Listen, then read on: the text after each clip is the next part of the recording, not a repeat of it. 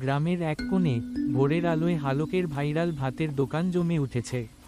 ছেঁড়া গেঞ্জি আর লুঙ্গি পরিহিত হালক গামছা মাথায় বেঁধে দোকানের সামনে দাঁড়িয়ে ভরপুর কাস্টমারদের স্বাগত জানাচ্ছেন। দোকানের ভেতরে ভিড়, সবাই খাচ্ছে, হাসছে, গল্প করছে। ভাতের গন্ধ ছড়িয়ে পড়েছে চারপাশে, পরিবেশটা একেবারে গ্রামের মাটির গন্ধে ভরপুর। একজন কন্টেন্ট ক্রিয়েটর দোকানে প্রবেশ করে কৌতূহল নিয়ে হালকের কাছে গিয়ে জিজ্ঞাসা করে, ভাই, আপনার বেচাকেনা কেমন চলছে? হালক সাবলীল সিরাজগঞ্জের ভাষায় উত্তর দেন, বেচাকেনা আগে অনেক ভালো আছিল, মানুষ খাইয়া টাকা দিত। এখন তোদের মতো কন্টেন্ট ক্রিয়েটর আসার পরে খাবার খাওয়ার পর টাকা দেয় না, দৌড়ায়।